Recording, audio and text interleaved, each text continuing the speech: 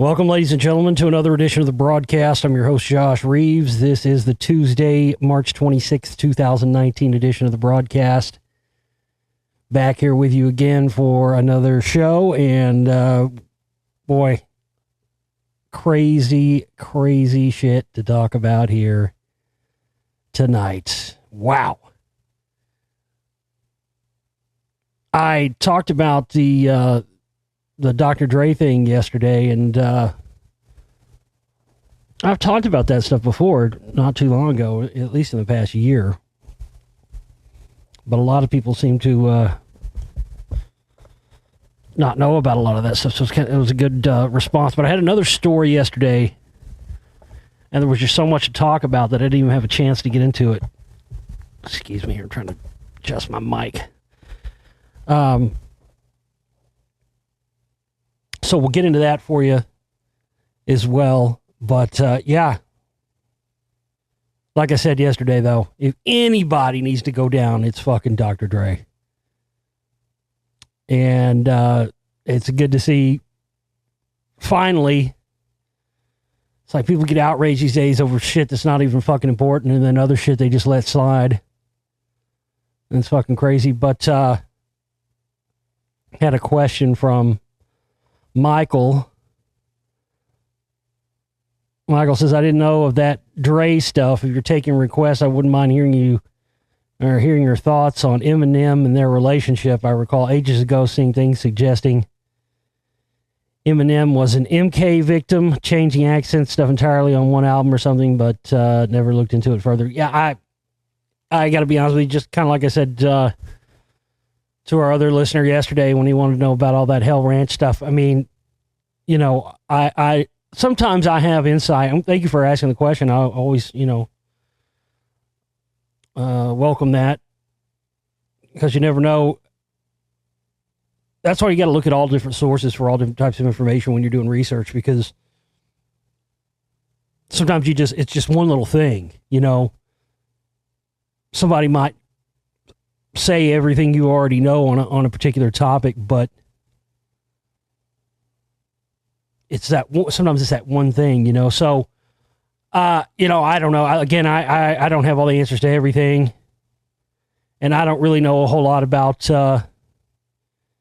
any of the stuff that I do know, Michael, concerning Dr. Dre and Eminem would probably be the same shit you would find in short, in a short succession of Google searches. But here's what I'll just tell you what I do know. I have heard, what you're referring to there are the rumors that he was cloned. That's the big one only one I know of.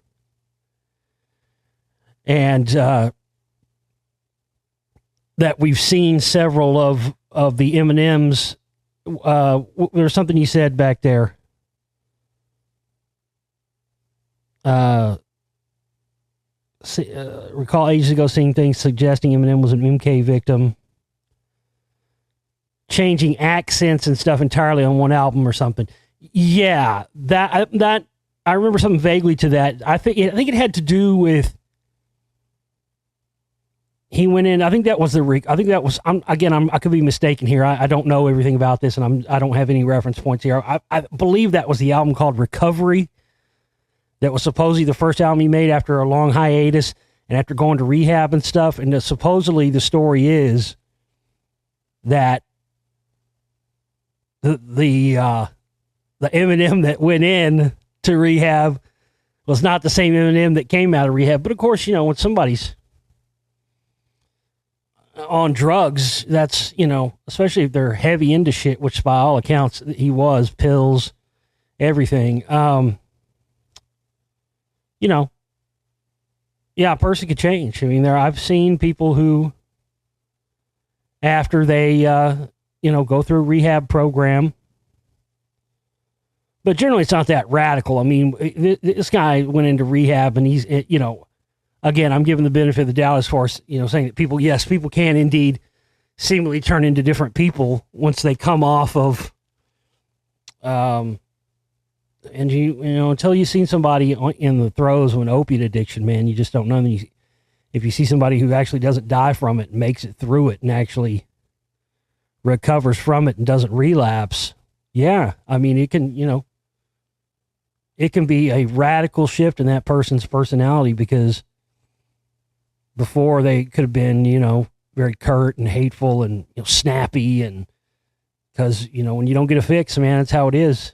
I mean, everybody knows how it is. Even if if you don't get even if you're not addicted or never have been addicted to any hard drugs, you can be addicted to stuff, food or nicotine or caffeine, those things, and you can snap, when you're fiending for it, and then you get it and you're all regular again, or somebody being off their meds and things. But yeah, essentially the conspiracy theory stuff that I've heard on this, Michael, has been that there are multiple, and I don't doubt this. Again, I found this type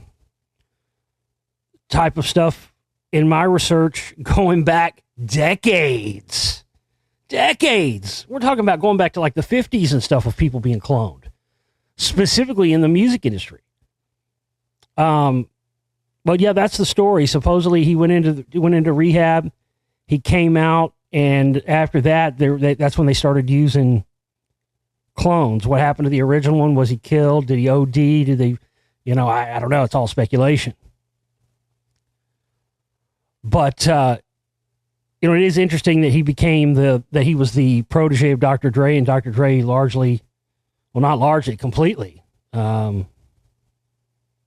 completely created his entire career and produced all his records, got him on the map. And it's kind of forgotten about now. But at the time, I can remember when Eminem first came on the scene, he was hugely divisive in the hip-hop community because, a lot of people that had been in the game longer than him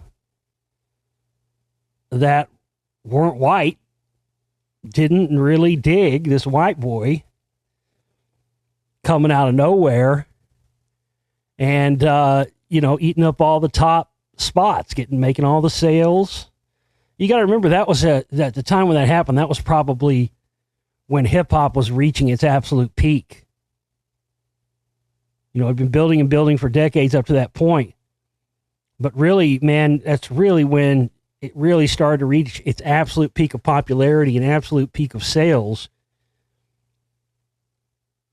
And it's interesting when you look at how many times it's happened through history where, black music's been usurped by white culture and made popular before the black people could do it. Because, it's just like I talked about the other day with, everything being pay to play. I could get my movies up on, I could get my movies out and anywhere if I had plenty of money to pay to do that, or these people paying to get their children into these college schools, everything being pay to play. But, you can go back to Hank Williams. You can go back to Hank Williams Sr.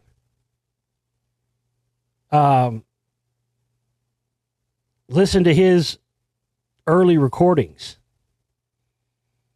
The reason that Hank Williams Sr. became Hank Williams Sr. and became the influential artist that he still is today is because, he was one of the few people growing up in the South at that time that wasn't ignoring black music and would go and listen to black music, and he learned how to live, eat, sleep, and breathe blues music at an early age before these guys were having records put out and the rest of that stuff. So he incorporated the hillbilly music of the time in with like spiritual and gospel music and black music. And I mean, that was one of the, and he's, boom, he was off there. He was one of the very first pop, quote unquote, pop stars. Hank Williams Sr. was. He really was. He was like people kind of forget this now, because time and legends and all that stuff build. But at the time, he was, like a fucking Garth Brooks or any pop, fucking Justin Bieber. I mean, he was that level of pop act at the time, but it all rode on the back of blues music. Elvis Presley, the same thing. Go forward a few more years into, reggae music. Bob Marley. I mean, the first band to have a number one hit with reggae music was the Police, a band full of white guys, with Stuart Copeland, his parents, CIA, and all that stuff. And, these three guys all dyed their hair blonde. I love the Police, don't get me wrong, but they were the first band to have a number one song with, a predominantly black music that wasn't widely known yet. And same thing, they fast forward into the 80s with the Beastie Boys. With Rick Rubin and all that. I mean, you had three white guys from New York. And, it wasn't Run DMC or Grandmaster Flash or anybody else from that time. It was the Beastie Boys who had the very first number one rap hip-hop album, License to Ill. You could go on and on. I mean, these aren't all the examples. I'm just giving you a few here. But I think that Eminem was definitely the next wave of that. And what kept it at bay, because I remember this at the time, people were all shit-talking him, and then they found out Dr. Dre was behind him, and everybody backed off. Everybody backed the fuck back real quick as soon as they found that out. I remember that. I remember people like, fuck that motherfucker, man. Fuck that motherfucker. Oh, Dre behind him? Oh, shit. Never mind. I remember hearing people say that. So, yeah, there's something weird. There is something weird there with Eminem. You can look up, what Michael's talking about here with things like suggesting he's an MK victim, changing accents and stuff entirely. Yeah. I can't remember exactly what this is. People Google this real quick. You just type Eminem clone, I think, and probably stuff will come up. I'm sure there's YouTube videos of it. I saw a video once somebody sent me a few years ago where you can see supposedly there's a glitch or something in one of the one of the clones, and that's what gave them the different voice, and it changed all. Yeah, listen, it's entirely possible. But my point that I was making yesterday is that Dr. Dre is extremely high level and extremely high level connected. You gotta remember when he left Death Row Records. I think this was in one of the movies. I can't remember which one. I don't know if it was Straight Outta Compton or the Tupac movie. I can't remember. They all kind of blur together. But in one of the movies, they had a scene, and I actually had done the research on this and found out, even heard Suge Knight talk about it, so it definitely 100% happened. But basically, Dr. Dre went into Suge Knight's office when he was leaving Death Row and said, or was said to Dr. Dre from Suge, that basically you can leave with your money or you can leave with your music, but you can't leave with both, bitch. I got you. What are you going to do? I got your ass either way, basically, is what he told him. You're fucked. You can have your music, you can have the stuff you recorded here, or Suge basically hadn't paid him, had all that money, owed him a bunch of money from royalties, record sales, all that stuff, songwriting. And yeah, I think he ended up leaving with his. I can't remember what he decided. I believe it was he left with no money and basically left with his master tapes or something like that. But that was one of the things in the days after the death or fake death, whichever one you prefer, of Tupac. You started to have immediately, like I said, they got rid of Suge conveniently right at that exact same time. They didn't even have to kill Suge to get rid of him. They set him up.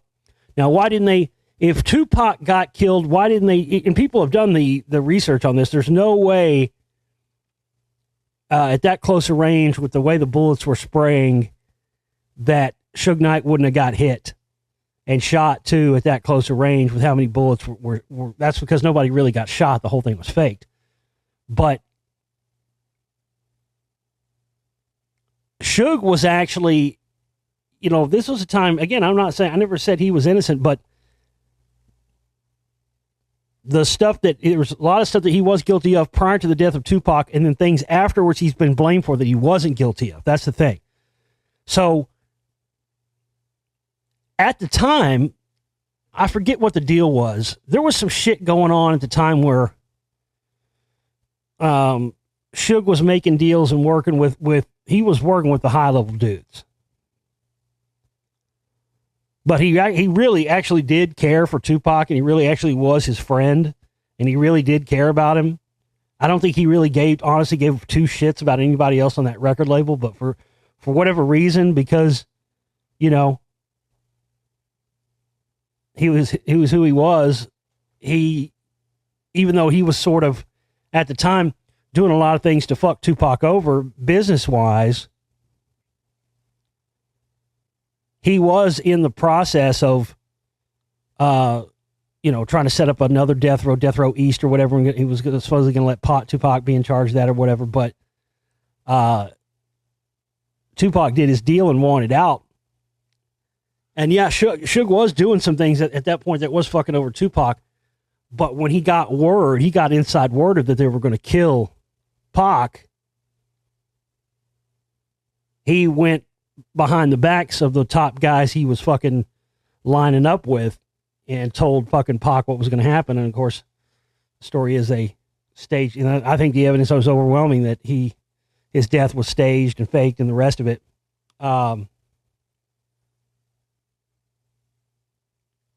But yeah, Dr. Dre always going to get his revenge. And of course, a lot of the master tapes, that was what I was getting to. When Death Row was basically being denuded in the days after the death of Pac, you had, just suspicious things like certain master tapes. It wasn't just money that went missing; it was master tapes that were stolen from the vault at Death Row Records. Nobody knows who stole them, where they went. But again, to me, that's another indicator that points right in the direction of Dr. Dre. But as far as the cloning thing goes, man, there's a lot of evidence of that. Wouldn't surprise you in the least bit that Eminem is one, that there's multiple. Did you guys see a few weeks ago when they rolled out I guess it was when they had those tornadoes in Alabama and stuff? Did you guys see that they rolled out the Melania Trump body double again? Holy shit on a pita, man. Unbelievable how brazen these motherfuckers are getting. She's been seen a few times. These pictures were definitive. I mean, it's completely a different woman. It's not her at all. You can see pictures of her like 2 days later taken from some other event. You can clearly see this is a different woman. Bush, supposedly, the W had a bunch of fucking... There were a bunch of clones and a bunch of extras of him. Obama had a bunch of different clones and extras of him as well. Listen, cloning technology is not the stuff of science fiction. There is a reason. There's a difference between something not existing and something being illegal because it does exist. And that's what cloning is. Cloning is not some science fiction. If you're still out there thinking that cloning is that they couldn't possibly clone a human being and make it, they've had this ability for decades. It's old tech. Hell, wasn't it like 20 years ago? Remember Dolly the sheep? Remember that? There's a reason why cloning is illegal worldwide. And if you have studied and looked at and followed this system and these people and these power players for as long as I have, what you understand is that nothing is off the table for them. And oftentimes, if they make a law against something, it's because they're making a law of that law is for the public so they can do something in secret, because then it'll give people the ability that no one in their right mind would do that because it's so illegal. It's the same thing as I've talked about with the space-based weapons. And why they spend hundreds of millions into the billions of dollars every year on defense black budgets for space-based weapons, and yet still try to act like they don't exist. They have to do that because of international treaties on testing and proliferation of space-based weapons. It's the same thing. So wake up and realize that it's not a conspiracy theory. It's not bullshit. It's not far-fetched for them to have clones of various people. And if you've seen those few of you who actually have downloaded all 5 parts and watched all 5 parts of my Mystery Hollywood series, you remember what I talk about in part 3, at the end of part 3 with the Kanye stuff, which brings me to my next topic. But yeah, go watch part 3. Remember that I talked about them with the Kanye, with the and how it ties in with the movie and the Ascension cult stuff, and that game. Remember, I mean, that was it was all that stuff was about. It was all about cloned. That's who you fight in the game is cloned rappers, specifically cloned rappers like Tupac and Biggie and stuff. But yesterday I forgot to talk about this because I wrapped up on all the other stuff. But again, if you've seen that part of the Mystery Hollywood series, it's on sale in the download shop now. I got to go get it. I mean, this is just unbelievable. I fucking told you. I told you. Did I not tell you? Did I not tell you that motherfucker was starting an Ascension cult? This is unbelievable. I mean, this is... my God, folks, if this is not a fucking full confirmation of what I already told you about, I don't know what is. This is just incredible. LAPD called to Kanye West's star-studded Sunday service due to noise complaints from neighbors. At least 2 LAPD officers were called to rapper designer Kanye West's weekly Sunday service due to noise complaints from neighbors. The 41-year-old father of 3 appeared to be in great spirits before police interfered with his star-studded spiritual retreat, which he originally launched on January 6th. Sources on the scene of the location hopping invite-only Christian service. Now, again, they're calling this as a Christian Sunday service. There's nothing to indicate this or anything Christian about this at all. This is either what he's saying it is or what the media is saying it is. There's nothing from this to indicate there's anything Christian about this at all. That's a total hoax. This is absolutely a Hollywood Ascension cult that's being run by Kanye West. And when you look at the guests who are at this thing, it's like a fucking who's who of MK Ultra victims, mind control victims, and the rest. I mean, unbelievable. Listen, okay, so there's pictures of it. Everybody's dressed in these gray Yeezy jumpsuits, and they look like, to be honest with you, it looks like a prison yard. I mean, everybody's black, and they're all wearing the same. It looks like, it looks, it either looks like a prison yard or a cult. So everybody's wearing gray Yeezy jumpsuits. There's some guys. One dude's got a fucking $3,000 mini moog out in the fucking outside in the dust and the dirt, man. That's dumb. I guess if you're Kanye, you can afford that fucking upkeep. So, of course, Kim Kardashian and her and Kanye's 2 kids are there. And check this out. So everybody's wearing these gray jumpsuits. Kim Kardashian and their 2 children, her and Kanye's 2 children, guess what they're all 3 wearing? Matching snakeskin suits. Really? Snakeskin?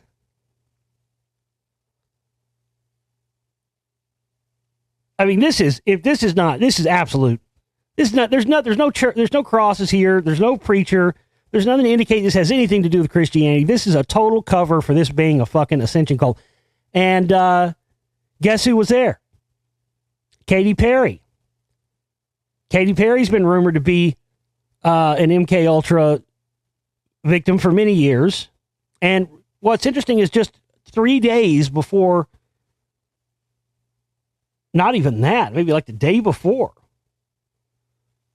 Today's the 26th. This Ascension cult thing happened Sunday the 24th. This article came out the 25th. So this one came out the 23rd. Okay, that would have been Saturday. So a day before, a lot of the online news outlets started recycling this old conspiracy theory again. Katy Perry is really John Benet Ramsey, claims disturbing conspiracy theory. That's been going around for a while. It's not new. I've heard that before. But my point is that they recycled this story and put it out as a new news item on the 23rd, the day right before Kanye had this big get-together. And just judging from what I've seen and heard Katy Perry, there's definitely something there. I don't know what. I'm thinking it's definitely... I'm not saying 100% she's John Benet Ramsey. I'm saying it could be possible. But there's something there. She was definitely... I think she absolutely probably came out of one of these MK Ultra controlled sex cults and whatnot. I definitely just think... I 100% think she was abused, sexually abused as a child. And probably sexually abused by one of these cults and an MK Ultra victim. It's turned her into an absolute fucking size queen as an adult. Look at the dude. She was with John Mayer back and forth 4 or 5 times. John Mayer supposedly has a goddamn elephant trunk in his fucking pants.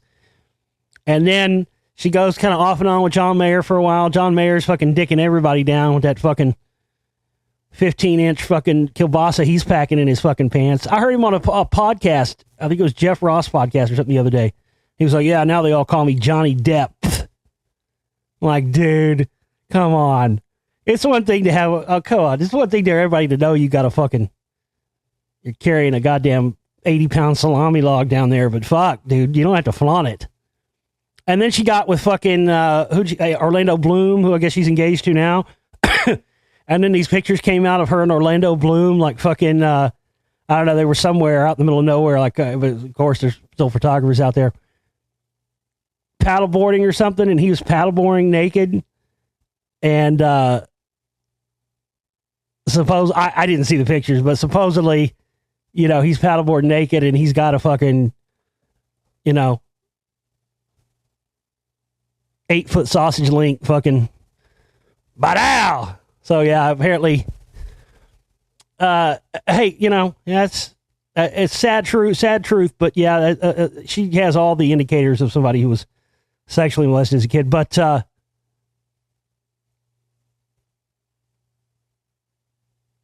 Babyface was there, Tyler the Creator, but to really make this a real MK Ultra Ascension party, there could only be one guest and one guest alone. That absolutely had to be there. And this will make total more sense to you if you've seen Mystery Hollywood, my 5-part presentation, over 9 hours, by the way. Yes, indeed, folks. She was there. She was. Ain't no party like an MK Ultra party because an MK Ultra party don't stop. The Queen had to be there. Fuck. You think there's going to be some MK Ultra Ascension cult mind control bullshit going down and Courtney Love ain't going to be there? Wrong. She was, man. She was. Fuck yeah. There's the picture. There she is. Courtney Love was there too. Are we really supposed to believe all this is a coincidence? All the Kardashians are all fucking mind controlled. All of them were there. All the Jenners and all the fucking... And, this is just horseshit. Some Christian Sundays. This ain't no Christian Sunday service. Ain't nobody dressed in any kind of fucking church clothes. This is some Hollywood Ascension cult bullshit. They're covering the story. And, this is out in the middle of nowhere in the middle of the day. You're telling me somebody out there, you couldn't go talk to the neighbors first and be like, hey, we're going to do this thing out here. If we're too loud, just come tell us. You don't have to call the cops. Nah, something else was going on out there that somebody heard and called in on this. They probably had no idea it was fucking Kanye. You hear a bunch of fucking black folks out there at fucking 8 o'clock in the morning hooting and hollering and see fucking Courtney Love walking around like, all right, fuck this shit. I'm calling this shit in. What would you do? You know what I mean? Fuck. Yeah, god damn, I saw Kardashians walking around out there. I saw Courtney Love. Fuck this shit, man. I'm calling the cops on this shit.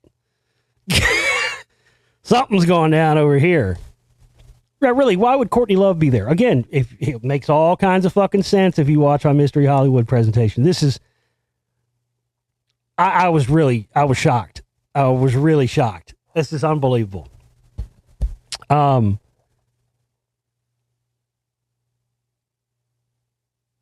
Connie's out there on the turntables and shit. They got fucking timbales and all kinds of fucking kettle drums. These motherfuckers, this ain't no church service.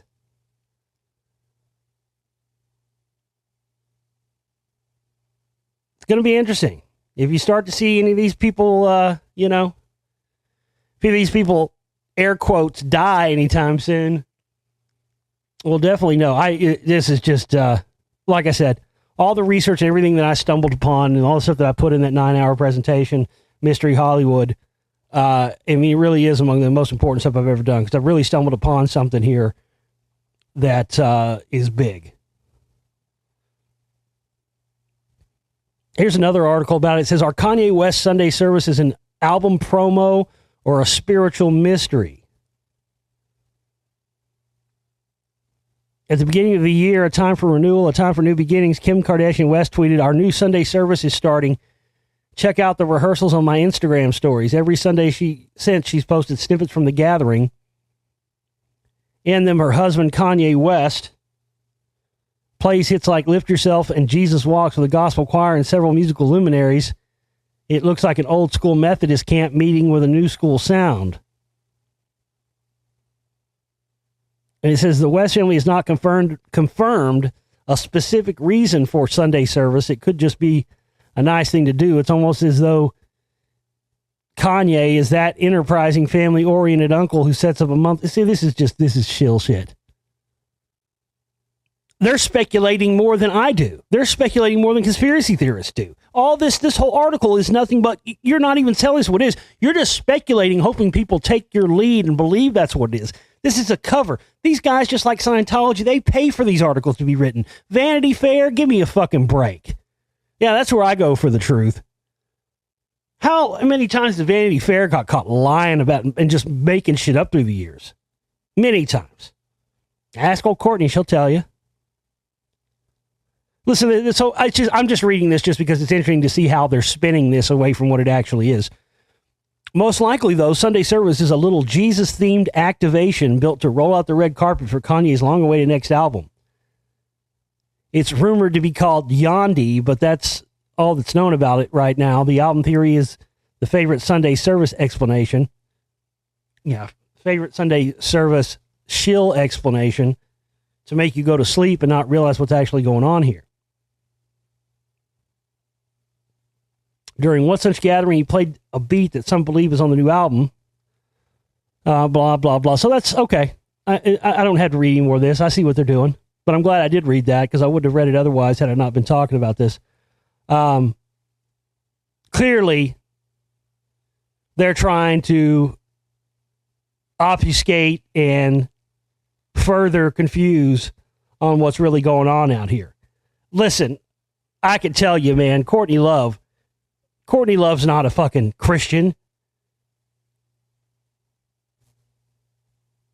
She's been connected to Scientology out the waz. Her mother used to send her to Scientology stuff when she was a kid. She was in all kinds of cults. She's been connected to all kinds of cults. So that's what this is. No question about it. Courtney Love's not going to go out there for some Kanye fucking church thing. Give me a fucking break.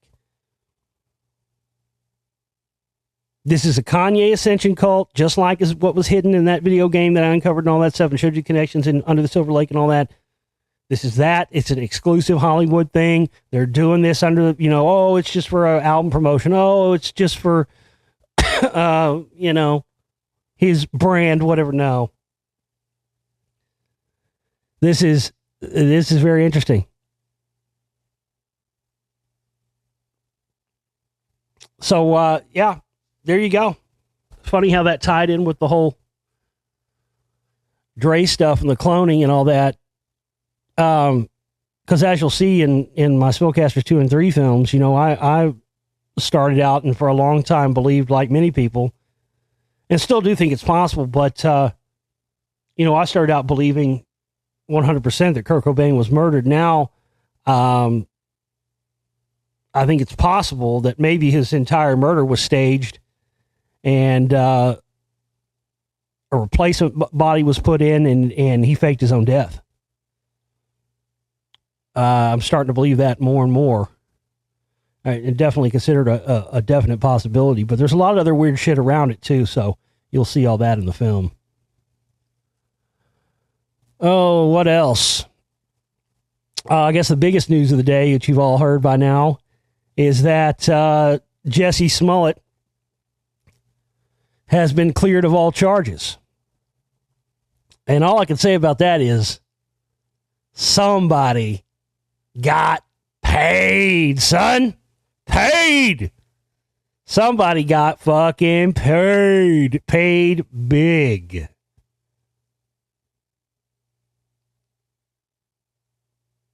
Didn't that Fox and Disney deal just gone? Wasn't what network was or is? Because I never watched that fucking show anyway. Empire was what was that on Fox or was it on one of those ghetto CW or whatever channels? I can't remember. So this just keeps getting interesting, doesn't it? Because nobody here, the thing is, they're still even saying that they're not even saying that he's innocent. He's just been cleared of the charge. Like, oh, now here's the other fascinating thing. He posted a $10,000 bond, right? $10,000 bail. They say they've cleared him of all charges and dropped the entire case against him. Yet they're still saying, well, you still forfeited your $10,000. Now wait a minute. If you're not guilty of something and you get held on that and you post a large bail like that, but it turns out that the arrest was over something you didn't do, you get that money back. They're saying he's not getting that bail money. That right there alone is a big red flag. That means he was guilty. Somebody paid for these charges to be dropped. Because that's the thing is they're still not saying he didn't do it. They're just saying all the charges have been dropped. But of course the media and all the people from that Empire show are all saying, oh, just like with same, it's crazy this has all come out at once. None of this is a coincidence, folks. All this stuff coming out this week, coming out all at once. They're hammering everybody all at once. They're trying to overwhelm people so that people either just get overwhelmed and then believe bullshit narratives or just turn off completely and ignore, I don't want to hear anymore. I'm just tired of hearing about this. And then they stick their head in the sand like ostriches. Either way, they're trying to hit people hard right now. The same thing with the whole Trump thing, with the whole Russia investigation. I mean, there's still stuff saying that, Trump is saying, oh, it's a full vindication, yet we haven't seen the entire report yet, and there's still some people saying that's probably not true.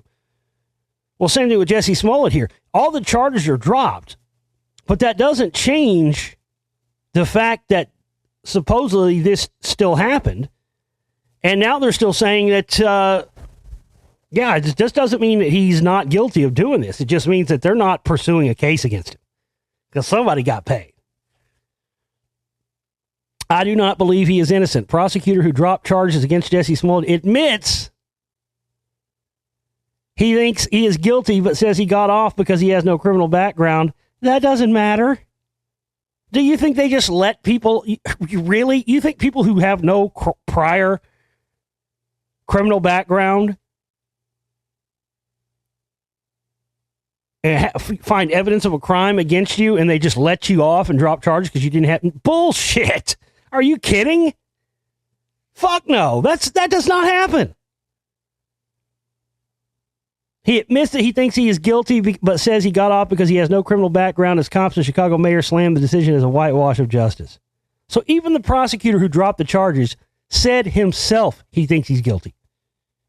No, he didn't get off because he has no criminal background. He got off because all you motherfuckers got paid. Y'all got paid. That's why. Because, believe it or not, this kind of thing happens and can happen all the time. It happens mostly with organized crime members and stuff like that. Mafia, people with big money. And listen, when you're working on a network TV show, you got the biggest mafia behind you. But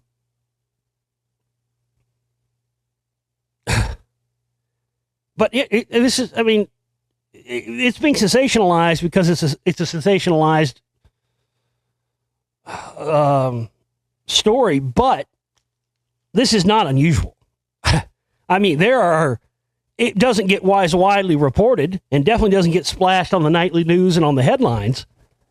But if you think that this doesn't happen all the time, you're just fucking ill-informed. You're naive.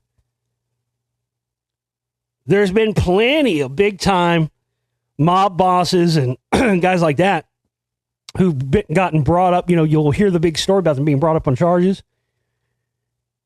And then the story like this, it comes out, oh, well, the prosecuting attorney had a change of heart and decided to drop all the charges.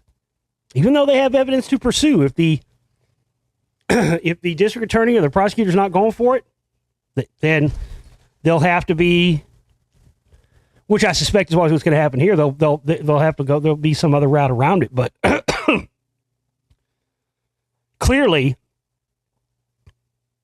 there was money splashed around here. I mean, there's just no way around that. That little 10 grand from his bail that they didn't give back to him. Again, you're not guilty. That means if they didn't pursue charges, you should have never been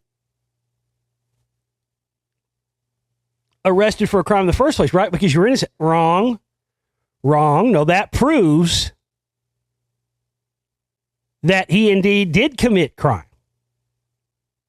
If he didn't, they'd give him the bail money back. Since they're saying that he's forfeited the $10,000 bail money, that right there proves that he was held legitimately for criminal acts.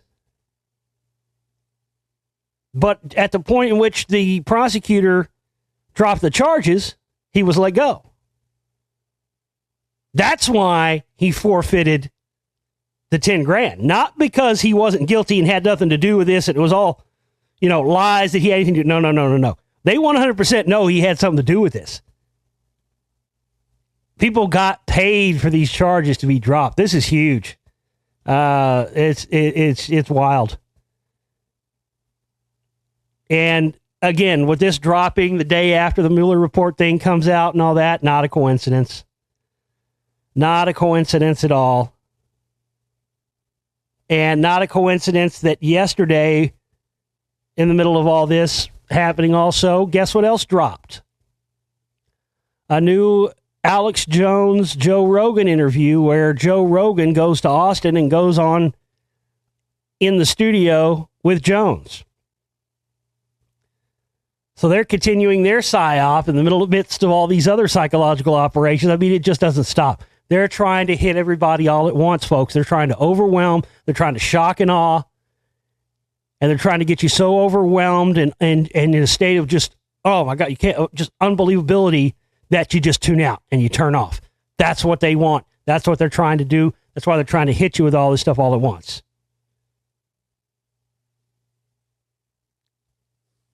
I mean, this is just outrageous. It really is.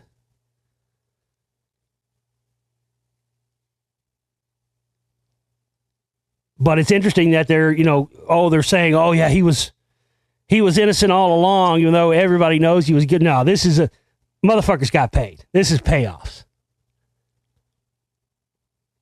I was talking about yesterday and talked about earlier, with the whole Dr. Dre stuff. Again, you got to look at who's behind these things. When you look at who owns Empire, I don't know who owns the show Empire or who puts money behind that, but I guarantee you, if I looked into it for 5 minutes, I'd be able to find some big time players. I mean, who brought Dr. Dre up through the right. Who made NWA popular? The guy was a Jew. Their manager, the guy that signed NWA, was Jewish. And that gets overplayed a lot, way too much, as far as Hollywood, the music industry, and movie industry and stuff like that.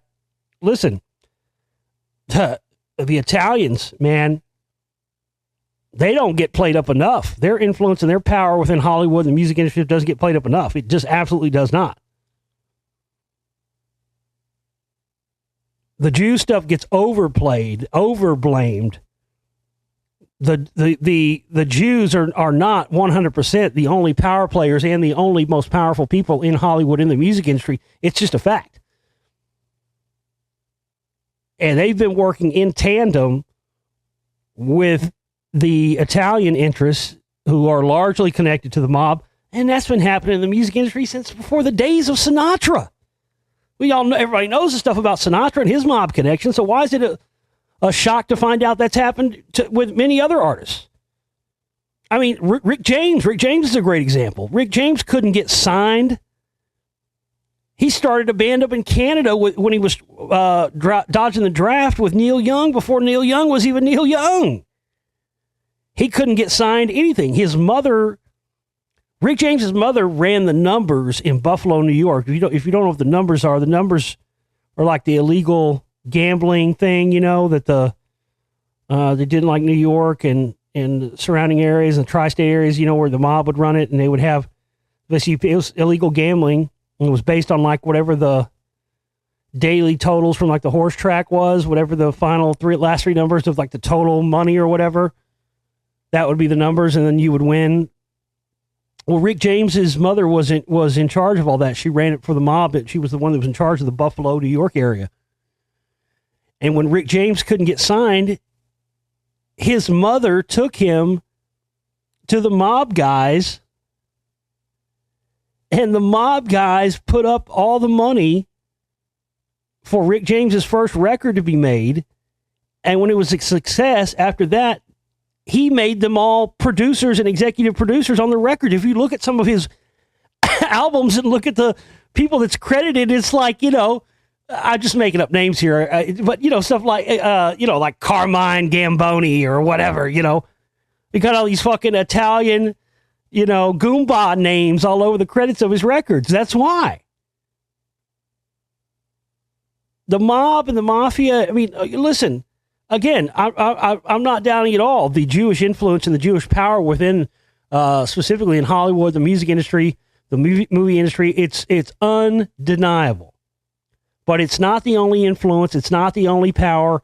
And the Italians are just as equally power within those things, and they get hardly ever talked about and discussed.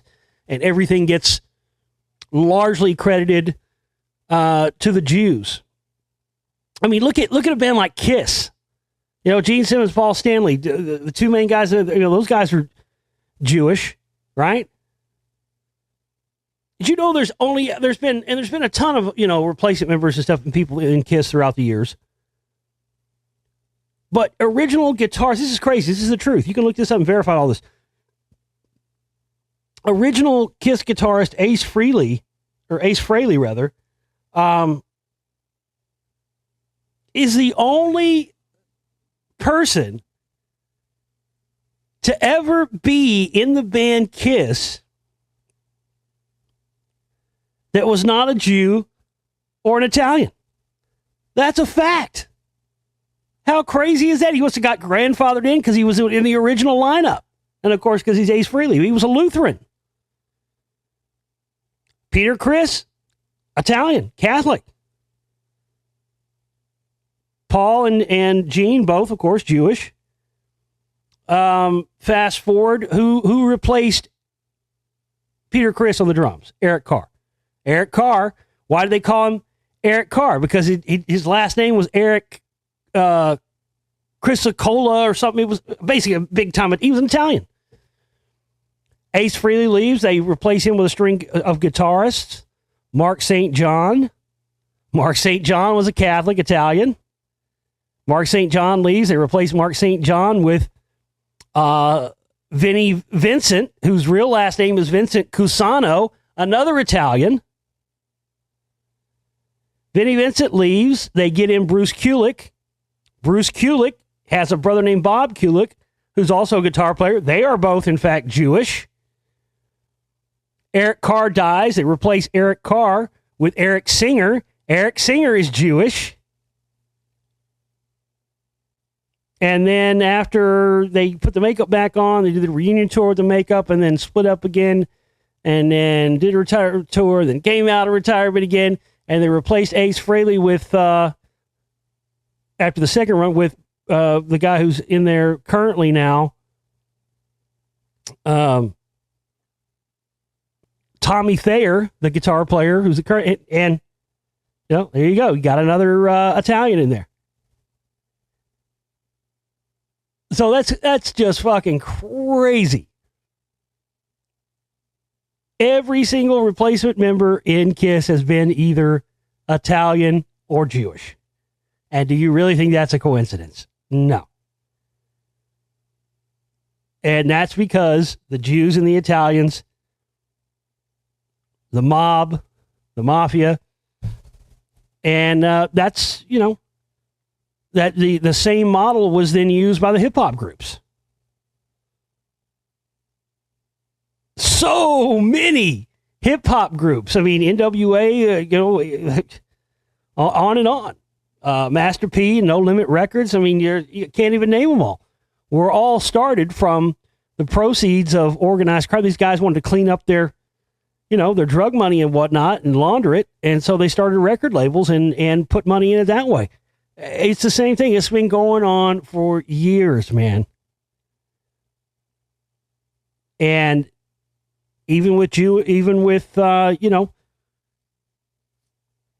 Jewish and hip hop, the Jewish and Italian influence even pervades in hip hop. I mean, we're talking about Dr. Dre and his association with Jimmy Iovine. Jimmy Iovine is an Italian, and he is without question the most powerful person in the music industry today. There's no question about it.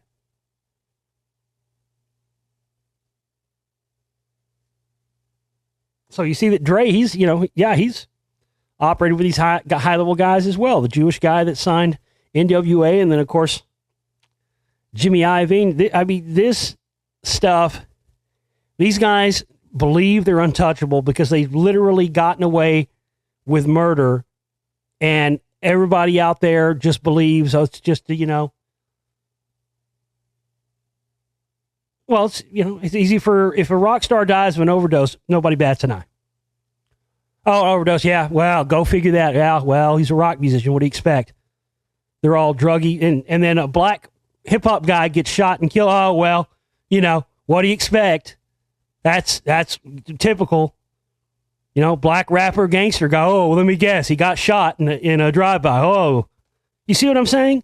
That's why those things continue to happen over and over and over again. And nobody questions it because it's considered par for the course and just part of the territory.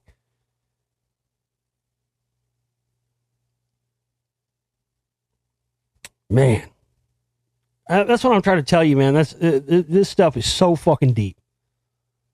I mean, I could make 20 films on this stuff and never cover all of it because it's just so deep. Oh, what else we got? Oh, man. Shit. Man, I love when one of these, this is just fucking right up my fucking alleyway right here. Holy shit on a pita, goddamn. Huh. Oh, I'm sorry. I had to catch my breath for a minute before I can fucking, this is just, one of those softballs where you just lob them up, I just knock them right out of the park. This is one of those ones for me.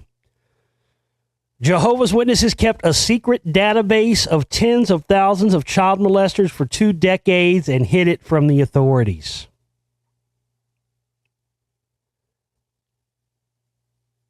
The governing body of the Jehovah's Witness Christian denomination has been accused of maintaining a secret database of child molesters within the group and failing to share that information with law enforcement agencies.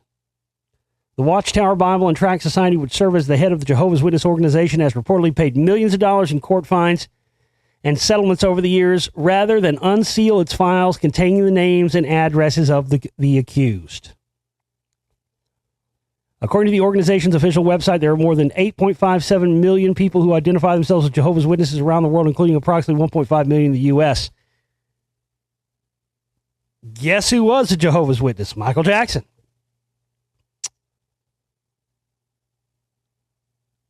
Boy, this is just a powder keg waiting to go off, isn't it? Yet another fraternal religious organization. And let me tell you, I know all about the fucking Watchtower side. I've done research on these guys for years. You want to talk about real sick, old school. We're talking thousands of years old. You know, give me that old time religion type shit. Man. The Russell family, Charles Taze Russell, the founder of Jehovah's Witnesses. I mean, have you ever seen his grave? Just Google Charles Taze Russell grave. Do that shit right now. I mean, just his grave alone will have you going, oh, fuck. If there was anybody that was fucking Illuminati, it was that guy. I mean, it's a big fucking pyramid with all-seeing eye on it, and I mean, this is a cult and Illuminati as you can get, and with good reason. I mean, the Russell. Look at the Russell. You can go look at the Russell family bloodline. Go type Russell family bloodline. Look into that. They trace all the way back. Oh, God, it's been so many years. It's been 12, 13 years that I've looked into all this. But their bloodline, I believe, traces all the way back to, I believe it was the Levites? I think it might have been the Levites. It was one of the lost tribes of Israel that their bloodline traces back to. But you can go and look at, like, how many people from the Russell family were the founders of Masonic lodges, Theosophical lodges. It's just crazy.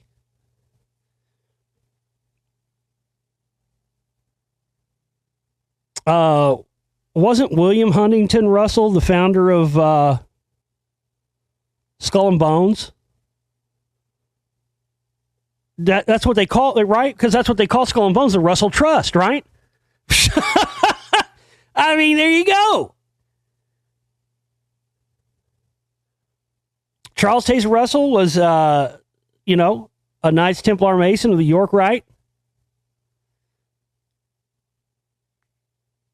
Harvey D. Russell, KT Mason, leader of Pittsburgh, Pennsylvania, Beaver Valley Lodge, number 8412. John Russell, Pastor C.T. Russell's stepmother, was executor of his will. His mother was the one chosen to dance with famous Masons and Illuminatus Lafayette when he was in Philadelphia. William H. Russell, Mason and part owner of the Pony Express, which was a firm made up mainly of Masons. George William Russell, leading member of the Dublin Theosophist Lodge, wrote theosophic periodical The Irish Theosophist, initiated into the Lodge of Isis. James Russell, president of the Royal Society of Edinburgh, which is associated with esoteric groups like the Masons. I talked about George William Russell. The keynote of his work is from the Bhagavad Gita. He was a good friend of Golden Dawn leader William Butler Yeats, who wrote some of the satanic Masonic rituals for the Golden Dawn. James Russell, president of the Royal Society of Edinburgh. Archibald Russell. Charles H. Russell, governor of Nevada from 1950 to 1958, 32nd degree Mason. York Rite and a Shriner. J. Stuart Russell, Mason, a newspaper editor and deputy chairman of the Federal Reserve Bank in Chicago. I mean, it just goes on with these bloodlines and their connections to, going all the way back. We're talking about going all the way back to the old school mystery religion. We're talking, lost tribes of Israel shit here, folks. And you had to fucking, the Jackson's dad, remember? He was, I'm sure he was molesting those guys and probably on the list of these Jehovah's Witness child molesters. So they've been not only keeping these guys secret within their organization for decades, they've actually been paying for to get them, to keep their names out of the papers and stuff. This is just unbelievable. It's just crazy what continues to come out, isn't it? Here's another crazy one who's talking about bloodline stuff.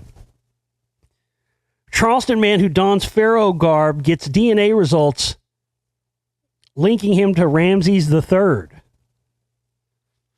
So this guy is a preacher, and apparently he's already been, for some time, wearing like these Egyptian... It looks ridiculous, I have to say. He's wearing these like Egyptian headdress looking shit. Well, apparently he had some 23andMe done, and it came back and said he's been waiting long before 23andMe letter arrived in January analyzing his DNA. A letter that would move him to tears and confirm his many years of work. You share an ancient fraternal lineage with Pharaoh Ramses III. It read, you and Ramses III share an ancient fraternal line ancestor who probably lived in North Africa or Western Africa. Well, the Bush family bloodline traces back to Ramses II. And if this guy's a black guy, well, not hard to figure that out. I mean, the Bushes were slave owners fucking thousands of years ago. God damn.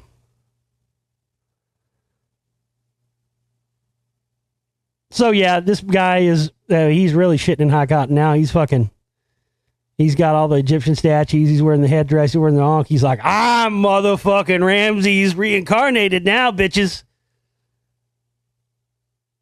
He's definitely passing the fucking collection plate around hardcore. This way, like somebody done put in, he's like, no, you saw the 23andMe, didn't you, motherfucker? You better put some change in that bowl, bitch. Ramses the third, motherfucker. Whew! He's flaunting that shit. He's probably gonna be sleeping in a fucking. His wife's gonna walk in there. He's gonna be sleeping in a fucking sarcophagus. She's like, what the fuck? This guy's going to get this shit way a little too far. It's like, no. Y'all got to listen to me now.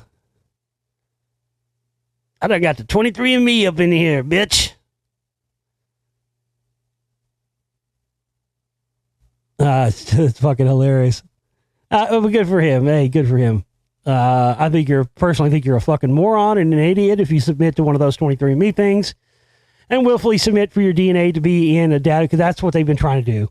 I was reading stories about them wanting the DNA database and how do they figure out how to people to willfully give up their DNA to it 20 years ago, and they couldn't figure out how to do it. Well, this is it. I won't ever do one of those. Yeah, you're a fucking moron if you do one of those. If you really want to know your lineage, you can just why don't you go contact the Mormon? The Mormons have the most extensive records on bloodlines on the planet, ladies and gentlemen. They can trace anyone and everyone's lineage back as far as it'll go. They've been able to do that for many years, ladies and gentlemen, and they've done it without DNA at all. Now, how fucking crazy is that shit? It's one thing to be able to, pull somebody's DNA and then cross-reference that with other DNA and trace it back. Yeah, that's easy. But to keep the Mormon Church, ladies and gentlemen, has the most extensive genealogical records on the planet Earth. I've never been able to figure out how you go about being able to use their services, because believe me, I've looked into it. But it is a fact that they keep the most extensive genealogical records on the planet. So, think about what's going to happen when all that data and information gets together with their big number crunching supercomputers. Whew. And to throw the Jehovah's, excuse me, throw the Jehovah's molester book in the mix too. You got quite a little fucking, sorry about that. I don't think I've ever sneezed that many times on air before. Whew. You know how you feel it coming? You're like, oh, it's coming. I hate when it comes. You think it's coming, it doesn't come. That's the worst. I'd rather just get it out, not have to worry about it.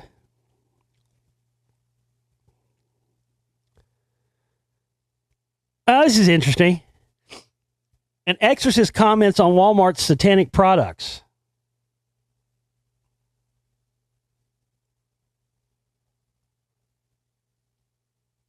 Either they are intentionally promoting demonic things or they are ignorant. Either way, they are responsible for spreading evil.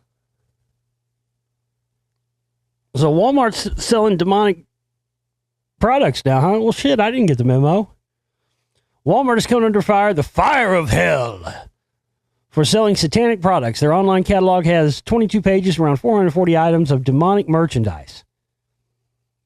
They also carry Christian books and jewelry, so an argument for equal opportunity could be made, but it would be ridiculous logic. Well, why?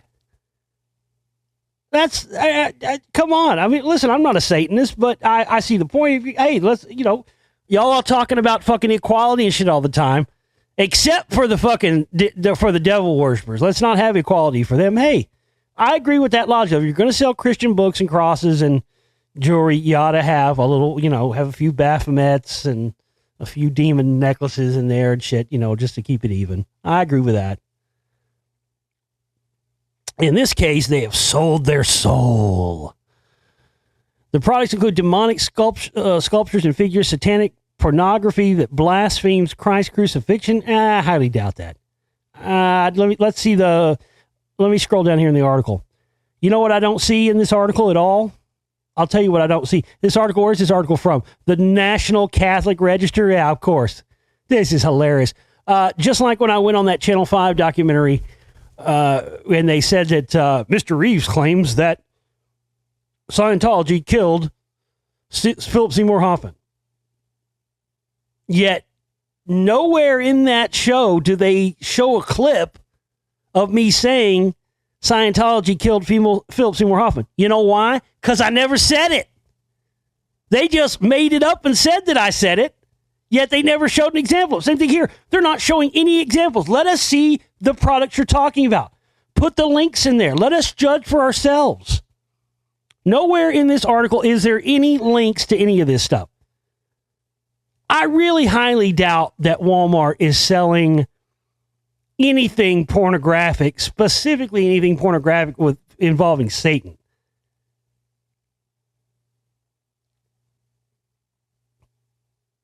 I've never seen the Satanic Bible on sale at Walmart either. I've never seen a spell book in Walmart. This is all things they're saying are there.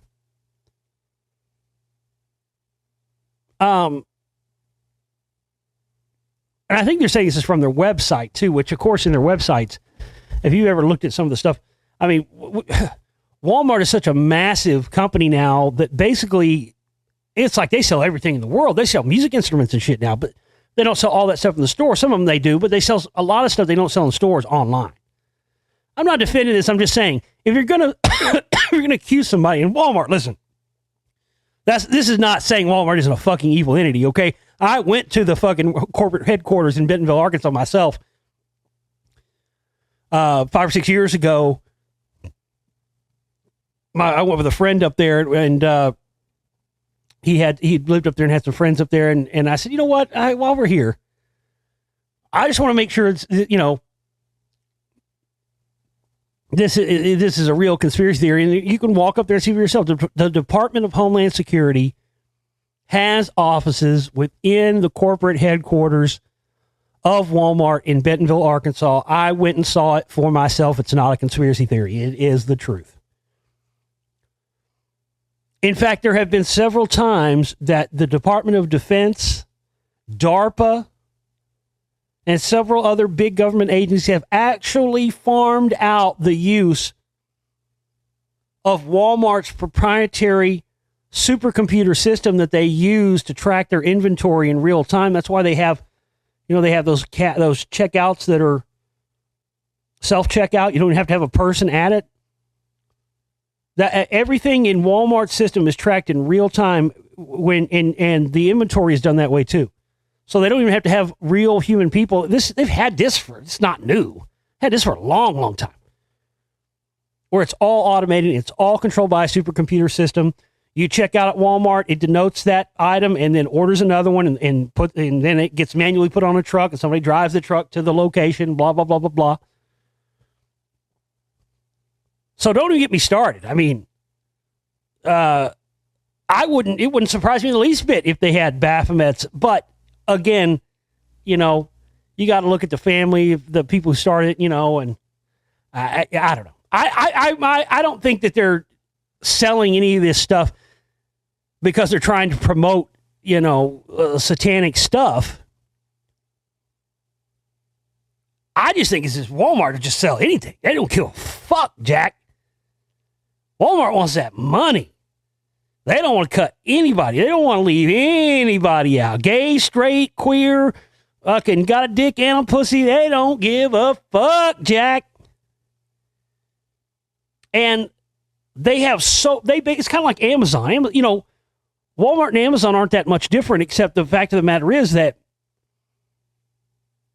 Walmart has distributors that basically make everything.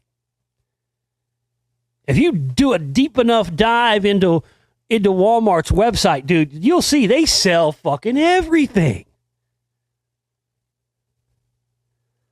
Again, we all know Walmart's evil. We all know what it's done. We all know how it's decimated small towns, decimated the mom and pop businesses. We know all that. We know they're in collusion with the government. We know for a fact this is why they build so many of the Walmart supercenters near train tracks. If you've never noticed that, start looking. This is a fact. Walmart has had a contract with the federal government, specifically with FEMA, for decades.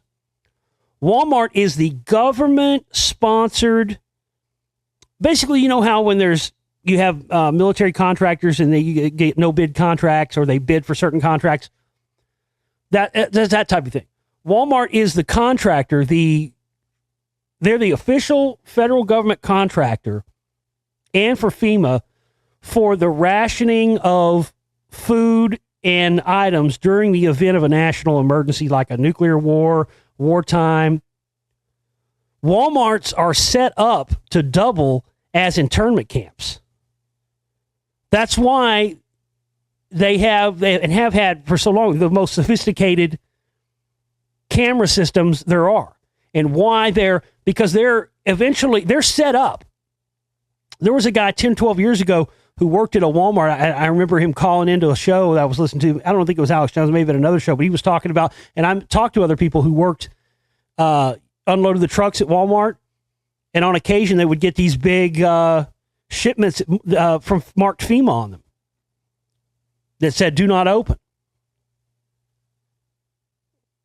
In the event of a national emergency, Walmarts are set up to double as internment centers, and they're close to the train track so they can move people, not just goods and services.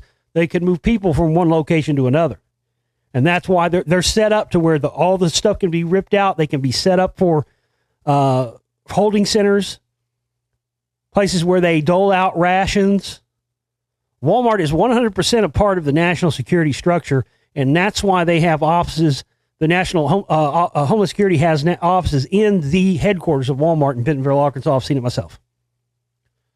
So again, not going to try to downplay the evil of Walmart, but I don't know. I'm getting mad because they're selling pentagrams or, you know, something like that on their website. I think that's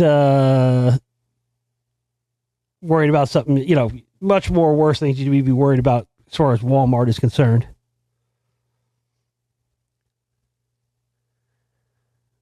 All right.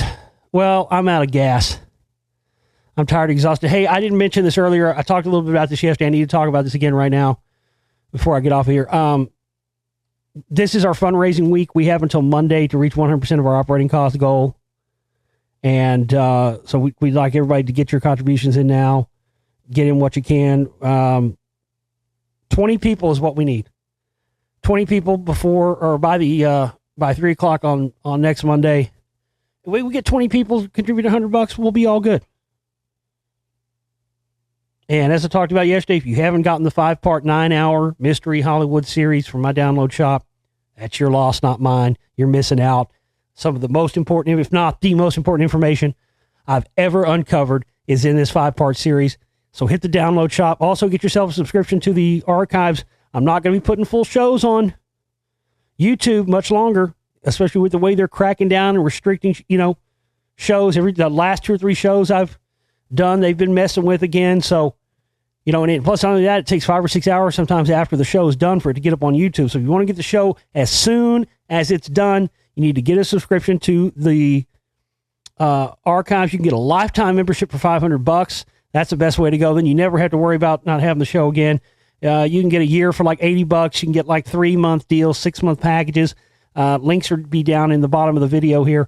Get yourself a membership. You can also go to theglobalreality.com and hit the subscribe button. You can use the donate button in my website, theglobalreality.com. If you want to use a credit card or debit card, not PayPal, you can do it that way. But hit up the contribution banners there and check out the perks as well. And let's get our contribution, start getting some in this week so we're not at red alert levels again. And I listen, last month, it took me until last week just to recover from the 500 we came up short at the first of last month. And I used all the fucking, leeway time I had. We got to have 100% of our operating costs go no later than 3 o'clock on Monday. So please get your contributions in. I'm going to continue to work and get Spellcasters 2 out, hopefully in the next week.